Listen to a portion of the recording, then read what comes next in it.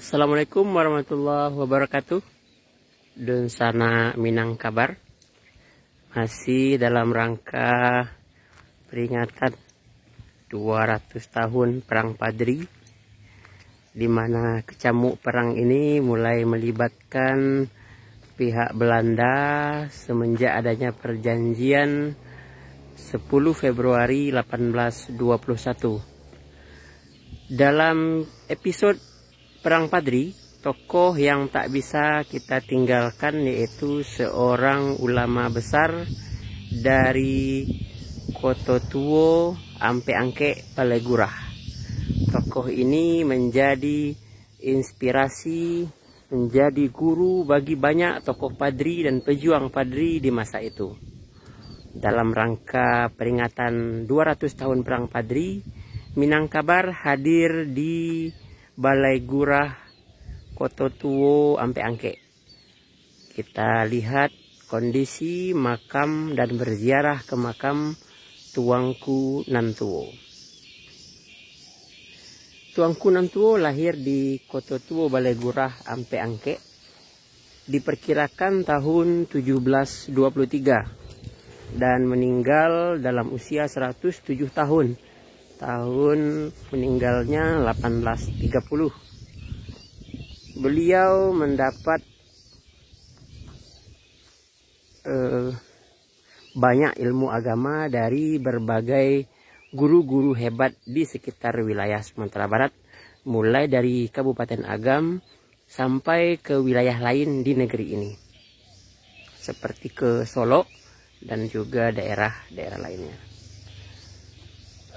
Sebagai seorang ulama, Tuanku Nantuo terkenal sebagai ulama moderat yang banyak melakukan perubahan serta usaha pemurnian agama Islam di wilayah Agam dan Sumatera Barat umumnya. Baik saja, kita langsung ke sini. Assalamualaikum warahmatullahi wabarakatuh. Dari makam ini kita lihat dulu kondisi dari luar, di mana secara keadaan makam ini sudah dikelola, sudah menjadi bagian dari cagar budaya untuk wilayah kerja Balai Pelestarian Cagar Budaya Sumbar Riau dan Kepulauan Riau. Sambil mengitari makam, kita narasikan juga bahwa tokoh Tuanku Nantuo memiliki sifat moderat, namun tidak sekeras di antara muridnya yaitu Tuanku Narenceh.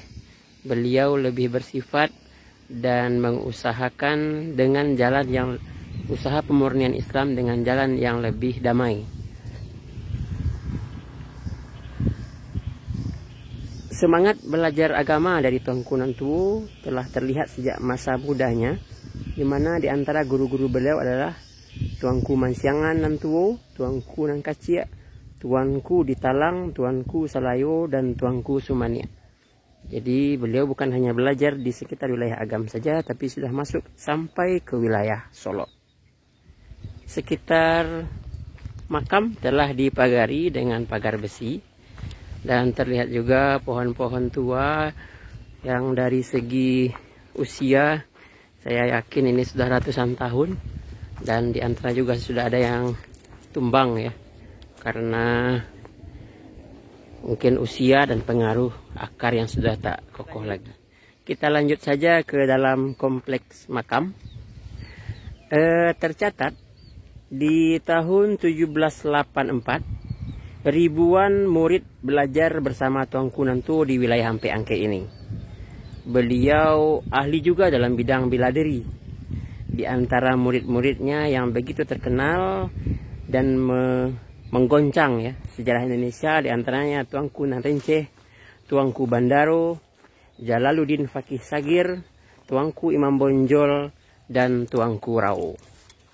Dari tangan dingin tokoh hebat Tuanku Nantuo ini lahirlah tokoh-tokoh Padri yang berusaha menerapkan pemurnian ajaran Islam yang sudah terselewengkan dengan berbagai tindakan yang bertentangan dengan hukum Islam. Pertentangan awal Perang Padri yang merupakan pertentangan internal masyarakat Minangkabau antara kelompok adat dan kelompok Padri berawal dari selisih pertentangan terhadap tindakan-tindakan yang berlawanan dengan nilai-nilai Islam seperti perjudian, mabuk-mabukan, kemudian pencurian, perjudian, sabung ayam, dan lain-lain. Semua itu ditentang oleh kelompok Padri. Semua itu berusaha dihilangkan dari bumi Minangkabau. Dan tokoh Tuanku Nantuo mengambil peran sentral dalam hal ini. Bentuk tindakan yang terjadi dalam perselisihan tersebut, bahkan dalam catatan tertulis ada pertempuran sengit, perlawanan sengit antara dua kelompok adat dan agama ini di wilayah Ampe Angke yang berujung dengan peperangan di sebuah pasar dan kelompok adat, di mana di pasar tersebut masih terjadi perjudian, sehingga datanglah kelompok Padri melerai dan mengusir hal tersebut. Pertentangan yang terjadi berujung dengan perkelahian dan terjadilah peperangan. Di awalnya memang seperti itu, hanya antara kelompok Padri dan kelompok adat. Namun setelah 10 Februari 1821, pertentangan makin meluas dengan terlibatnya Belanda. Dari sosok Tuanku Nantuo kita banyak belajar tentang nilai-nilai penting bagaimana mengajarkan, mengamalkan nilai-nilai Islam secara murni. Semoga kehidupan kita diwarnai dengan nilai-nilai agama Islam dan terjauh dari sikap-sikap yang sekuler, sikap-sikap yang berusaha melepaskan Islam dari kehidupan sehari-hari. Demikian saja kedatangan kami dan liputan kami ke makam Tuanku Nantuo di Balai Gurah Ampe Angke, Kabupaten Agam. Semoga memberi inspirasi untuk kemajuan anak negeri. Dari makam Tuanku Nantuo, Balai Gurah Ampe Koto, Kabupaten Agam, Minangkabar, berbagi kabar ranah Minang.